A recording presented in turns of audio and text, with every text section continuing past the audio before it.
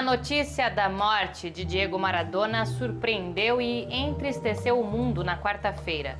No Brasil como no mundo, personalidades políticas, profissionais do futebol e milhares de fãs se manifestaram com pesar pela partida deste ídolo. Na entrevista central de hoje, a pesquisadora de estudos olímpicos da USP, Kátia Rubio, fala sobre uma face que Maradona nunca tentou esconder, seu engajamento político e social. E nossa reportagem é sobre o segundo turno. Quais os principais problemas das capitais que terão eleições no próximo domingo?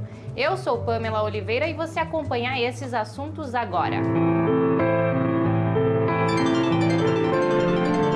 Central do Brasil. Os casos de síndrome respiratória grave voltaram a subir em vários estados e mostram que o relaxamento total das medidas restritivas e de distanciamento não provocaram bons resultados. Sem qualquer coordenação nacional para conter aglomerações, os casos de coronavírus voltam aos níveis de agosto. O cientista político André Singer avalia os impactos políticos do agravamento da crise sanitária. Embarque imediato. A possível nova onda da Covid-19 no Brasil terá, sim, repercussões políticas. Veja que o governo Bolsonaro não teve o desgaste previsto com a primeira onda de coronavírus. No entanto, houve um desgaste.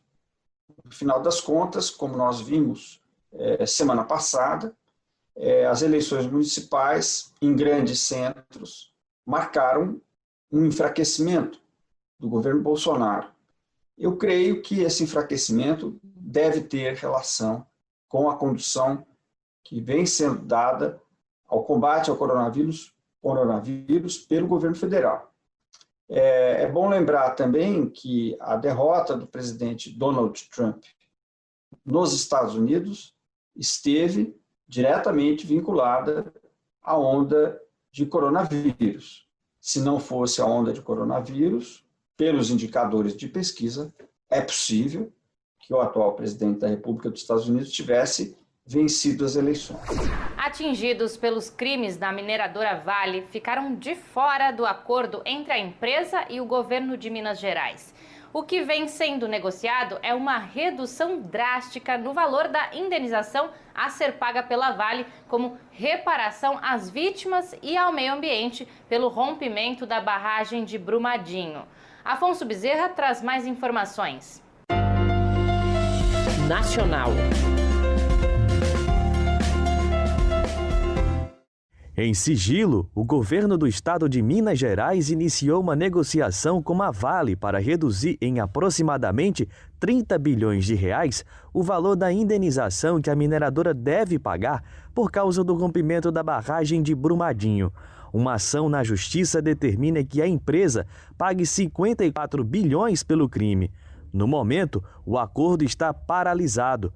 Movimentos populares e parlamentares denunciam uma falta de transparência e diálogo no processo. Para a deputada estadual Beatriz Cerqueira, autora de um pedido de CPI sobre a negociação, este movimento revela o poder que a mineradora exerce sobre o estado de Minas. O fato é que esse acordo ele não tem nenhuma transparência no processo, nenhuma transparência no seu conteúdo. E é impressionante como depois da Vale ser reincidente no crime, porque é a segunda barragem que se rompe da sua propriedade, sempre com assassinatos, com mortes, com a destruição de comunidades, do modo de vida, a Vale continua ditando as regras. O movimento dos atingidos por barragem, o MAB, também denuncia que o governo Zema, além de excluir a população do debate, tem interesse em utilizar o valor da indenização para obras em outras áreas do estado, muitas com finalidade eleitoral, como explica José Geraldo, da coordenação estadual do movimento. Então, dentro, por exemplo, do acordo proposto pelo governo do estado, pretende-se usar essa verba do acordo para realizar obras em todo o estado. Obras que indubitavelmente são necessárias, mas não tem nada a ver com o rompimento da barragem. Em Brasília, parlamentares também cobram a ação do governo federal sobre o tema e prometem fiscalizar a natureza do acordo conduzido pelo governo de Minas. O deputado Rogério Correia também compreende que os governos precisam cobrar o valor real da dívida da Vale. Então é preciso que o governo, tanto estadual quanto federal, tenha uma ação enérgica em relação à Vale e não fazer uma negociata de valores a menos da metade do que a dívida dela no caso de Brumadinho. Vamos dar uma paradinha na cultura. Hoje a dica é bem humorada. A sugestão de podcast é do artista Arthur, do Rio de Janeiro. Parada cultural. Oi, gente, tudo bom? Eu sou o Arthur e a minha dica cultural é o podcast Além do Meme do Papel Pop. Ele é incrível, ele tem uma pegada meio detetive e ele desvenda como o estado de saúde, ícones da internet que fez a gente rir tanto, como a Garota da Laje, Meu Peito é Duro, a Bambola Star, Bom Dia Brasil, Boa Tarde Itália, a Grávida de Taubaté, que não tava tão grávida assim, né, mas enfim, entre muitos outros. Então assim, tá a fim de se divertir? Quer ouvir um podcast diferente e legal? Além do Meme. O segundo turno será disputado em 18 capitais e mais 39 cidades brasileiras.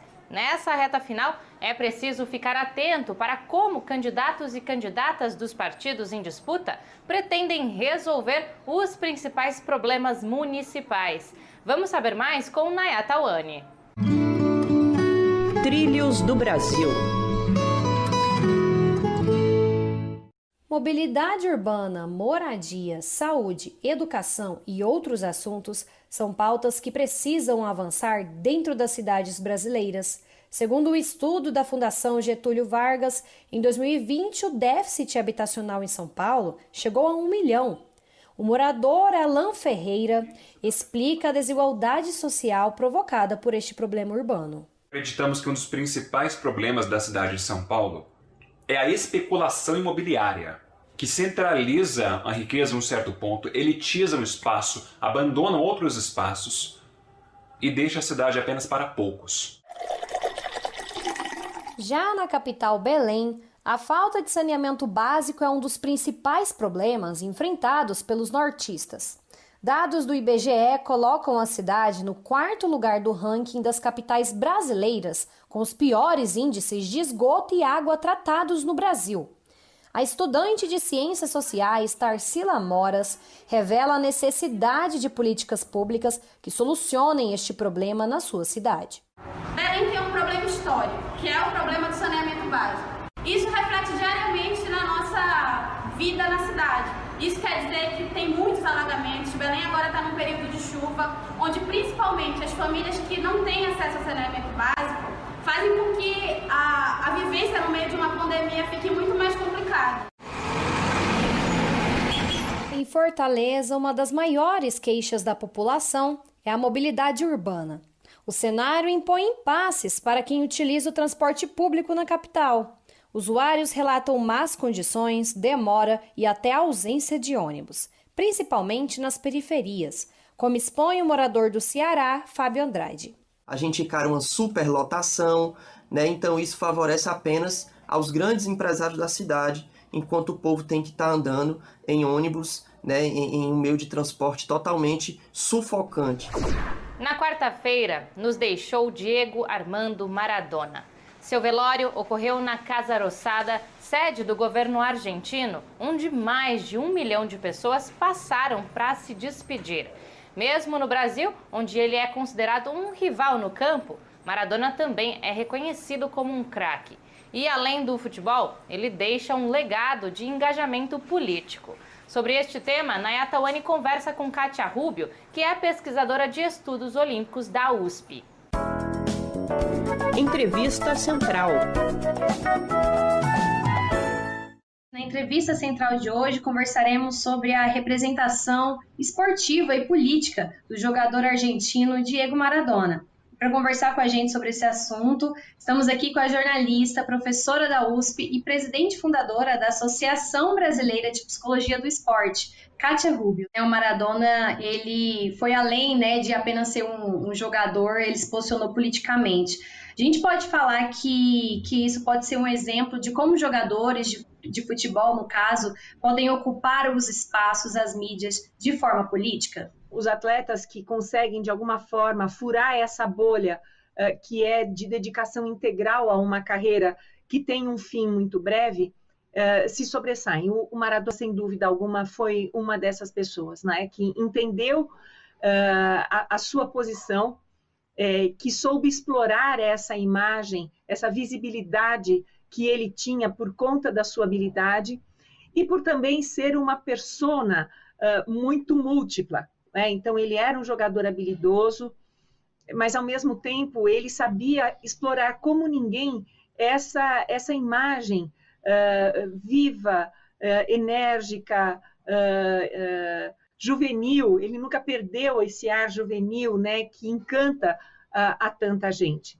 E é isso, onde Maradona estava, havia câmeras e microfones.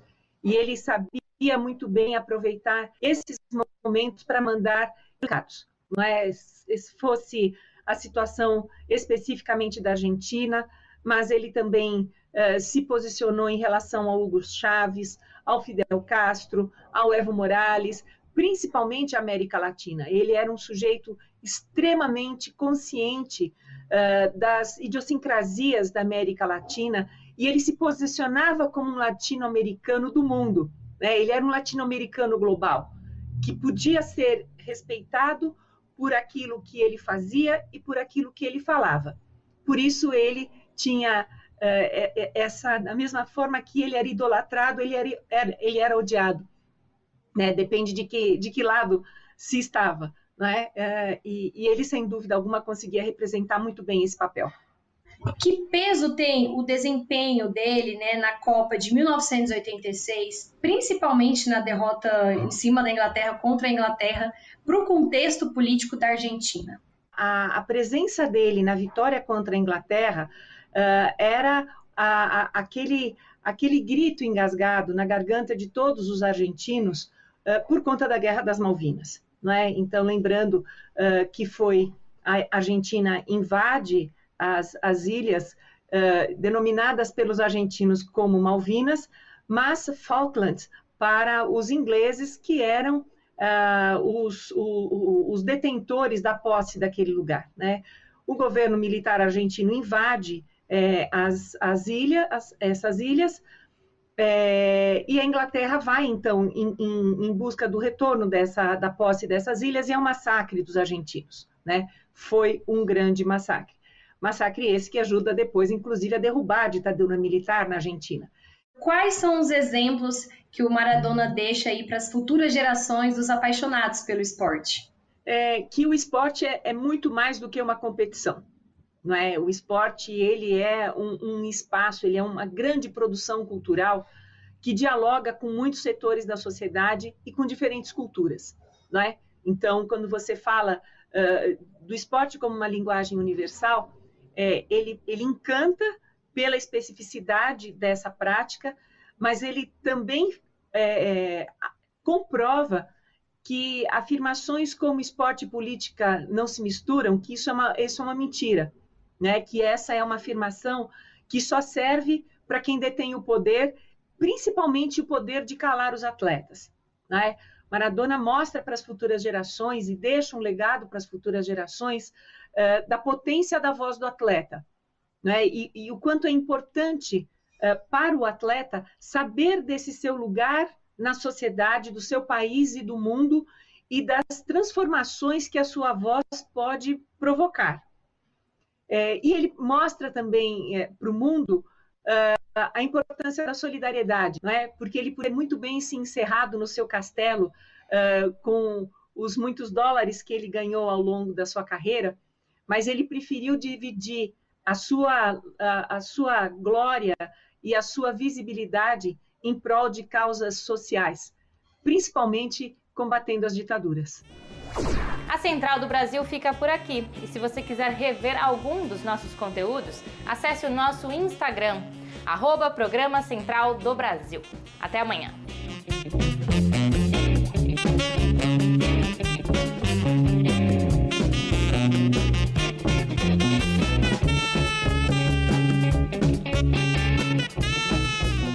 Central do Brasil, a rede de comunicação dos movimentos populares.